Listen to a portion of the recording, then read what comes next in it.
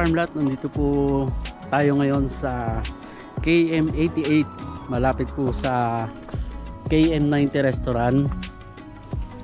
Ito po ay parang nasakupan po siya ng Santa Maria, Laguna. Andito po tayo sa restaurant ni Sir sa Selina Garden Korean Resto. Yan.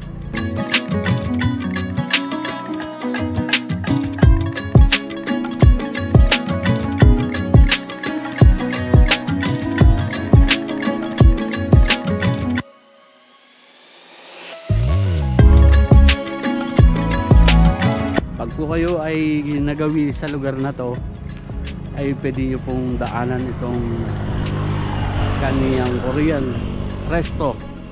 Masarap po ang mga kanilang lutuin na ihahain sa atin.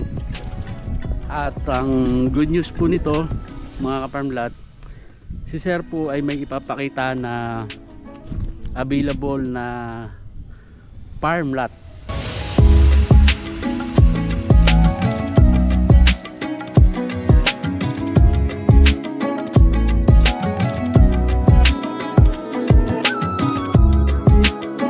Ito daw ho ay sumusupat ng nasa 4,000 square meter. Ang kagandahan ho ay nandito siya at siya mismo yung mag-guide kung nasaan yung lupa. At ito naman po yung Marilaki Highway kung tawagin po. Papunta po ito ng Real Infanta Quezon sa Three Lions po yan. Siguro po mga 30 km pa, mahigit 30 to 40.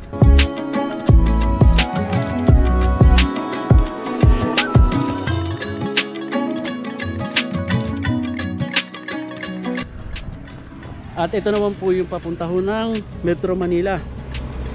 Diyan ho ay siguro mga 1.5 hours o 2 hours. Sabihin na ho, yan, dadaan sa Sampaloc, Tanay.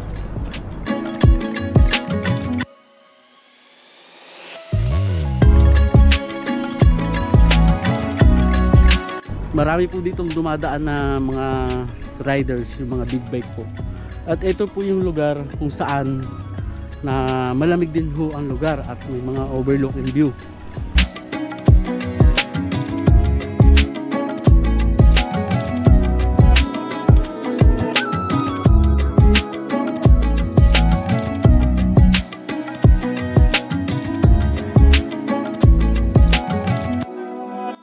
Diyan po yung pakanan, yun yung kumanan po ng sasakyan. Yan na po yung daan ng papunta po ng ng Santa Maria, Laguna, dun sa sentro.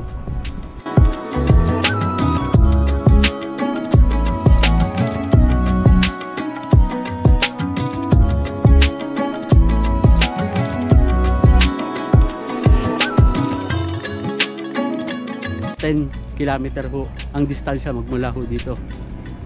Ano na yan. Nandito tayo sa part kung saan papasok po tayo para makita yung available na 4,000 square meter na lupa na inialok po sa atin. Yung presyo po nito at ating aalamin tsaka ho yung detalye ng dokumento.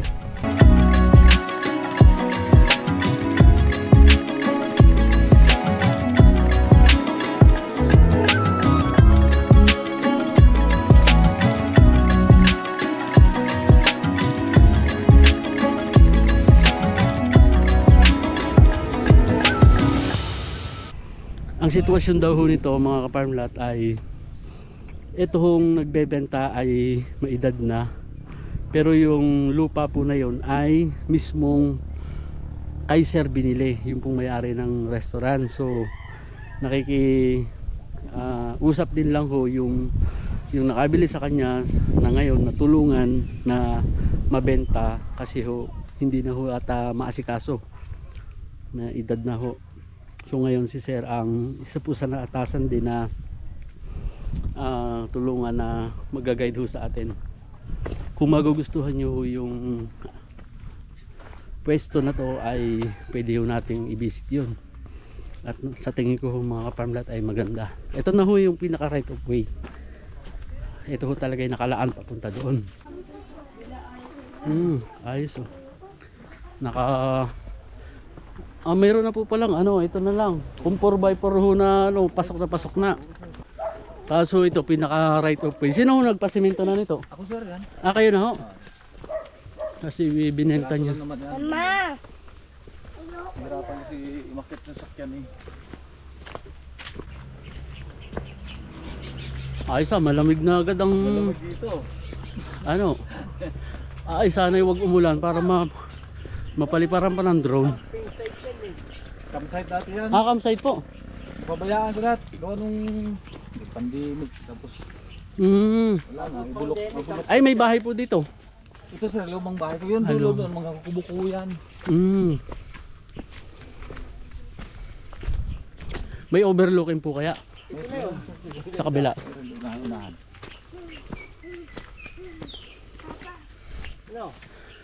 May ano.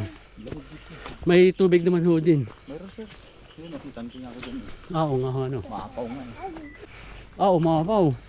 Maapaw. Ito yung lumang bahay ko. Ito ho. 2009. Bali 4,000 ho, ano. Saan po mag-uumpisa yun? Dito pa. Overflow. Doon kalsada, doon oh. Doon yung magiging kalsada. Saan ho? Pag nakuha na po. Oh, that's yun doon. Diyan po sa baba. Oh. Sa kabilang kalsada. Ayun, tubig. Overflow lang. Ito na po. Ano, Brooks? Sama ka sa vlog. Ayoko na. Kaway ka. Ayoko na kumaktab lang. Minsan nga, pag may crush, yan nakakaya. Ganun. Pag may crush. Ito na. Campsite. Ano kita ko? Saan po mag-uumpisa? Doon pa ho. Sa unahan pa. Bali po pagka wala, ano, doon po dadaan sa baba. Kalsada. Sa pagitan ng kabilang lupa na yun.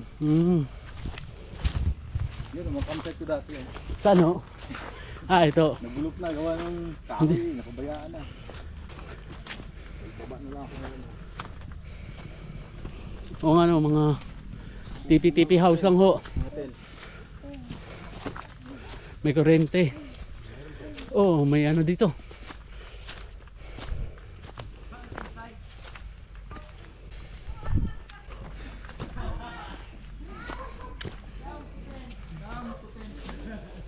Malinis.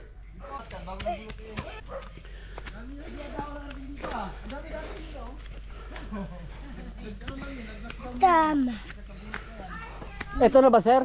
Oh, ito na sir, mula dito sir. Ito muna to. Pababa doon. Tapos yan na yun, yan na yun. Yan, lahat na yan, yung malinis na yan. Ito yung malinis na yan sir. Malinis ano? Sama yun. May nagme-maintain pa rin. Ay, di malapos pala ito noon. Ayan ho, medyo madilim na lang ho ngayon ay. So ilang minutong lakad lang. Mga 100 meters. May unggoy dyan. Ha?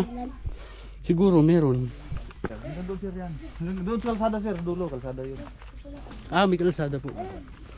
Ang ganda ng mga halaman. Ano po, kalamansi ano? Ito po yung mga kalamansi. Lansones. Tapos ano? Ito po yung lansones. Nakabukod na po yung sukat niya ano. Sir. Ang lamig eh. Puro kahoy pa eh. May kuryente. May sarili na pong kontador. Ano, submitter sa amin. Nag-submitter ho. Ayan po, may hose. Malinis po oh.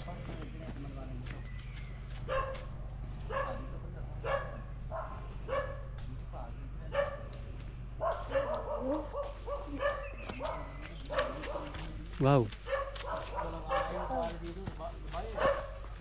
Ayan mga kaparmlat. Dandito po ito sa KM 88 sa Marilaki Highway.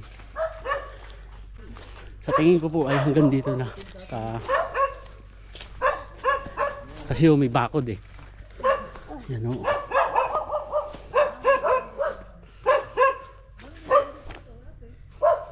Mga kaparmlat, ang ito po ay wala pa po siyang title, tax declaration po siya. Bali may sarili na po siyang tax number. Ang kailangan na lang po nito ay i-apply po siya for title. Alienable and disposable naman ho siya kasi ho nasakupan po siya ng Proclamation 196. Nakita ko ho yung papel ni sir na ibinubuwis ho niya at naka-address ho sa Santa Maria, Laguna. Yun ho yung kanyang restaurant. Yan, medyo madilim na ho kasi hapon na ho kami nakapunta. Ito ho ba yung ano? Sir, yung Malabayabas ano? Ito ho yung pina.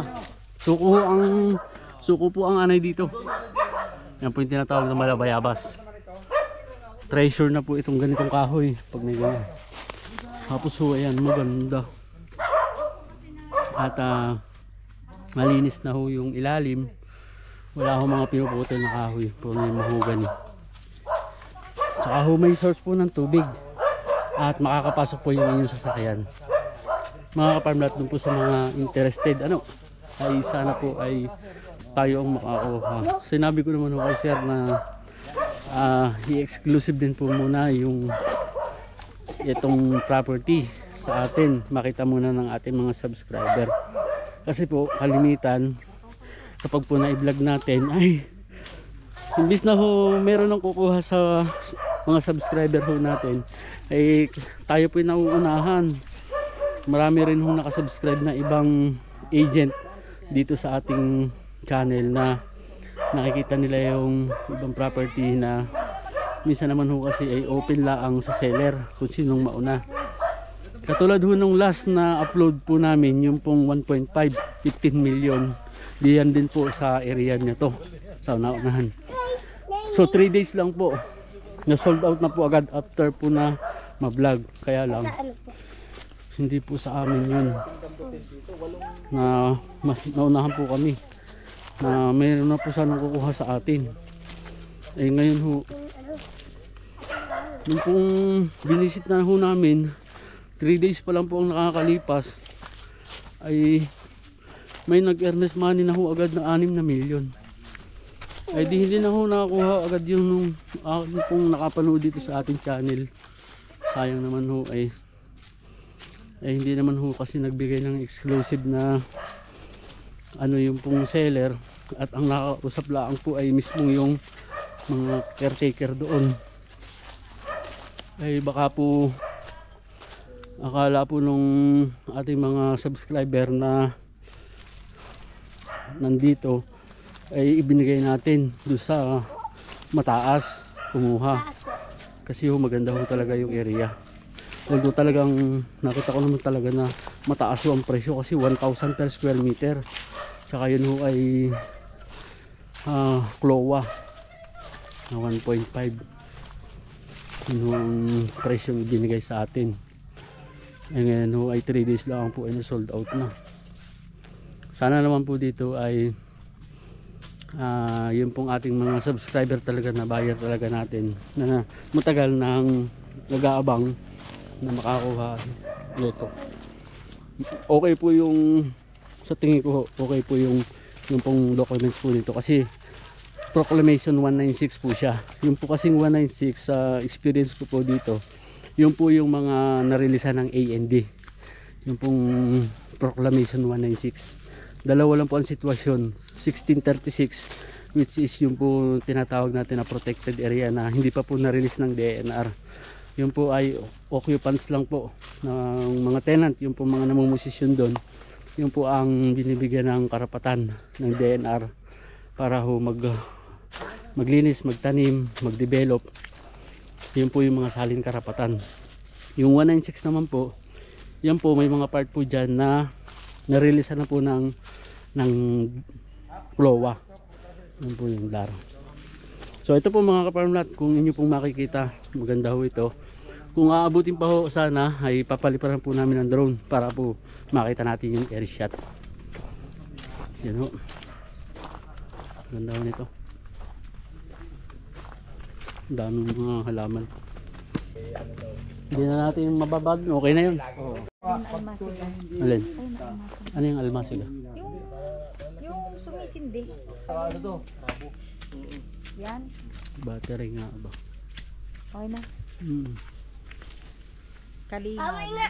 Amoy. Kalingag. Almasig. Amoy. Ayos ano, hindi talaga pinutol ang mga kahoy. Hindi. Ano, natapot to. Ano, pispan. Swimming pool. Nag-abang yan. Pwede wala yung plano. Madilim na ho, ay hapon na ho kasi. Ito ho, mga ka-farm lot ay matititiluhan naman. 196 po siya. At si sir na kung bahala dun sa yung price po nito siguro mas mataas na. Pangalawang benta na eh. Pero kung magugustuhan nyo po, ang maganda naman ay si sir na ho ang makakausap po ninyo direct po. Yung po mga magbibisit sa ating lugar, isa po sa magaguide sa atin yung pong si Dimple. At kung makakapagpa-schedule po kayo, pwede po namin kayo samahan. At si sir ay may papaliwanag po sa inyo yung sitwasyon nito pong lupa. At sa presyo ay malaman nyo rin po yung kung magkano po ang final. Yun po pala, pinapa-welcome po kayo dito po sa restaurant ni sir. At pasyalan nyo po at tikman natin yung kanyang mga sangyup. Pero maliwalas po ang kanya pong kainan.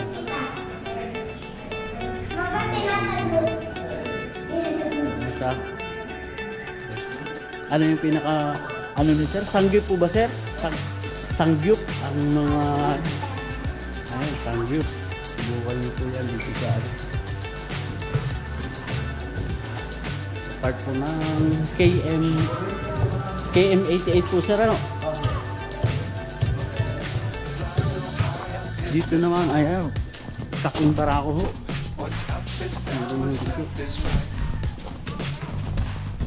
Chasing stars and holding you. I can't see the end, but we'll see it through. Maliwalas po ang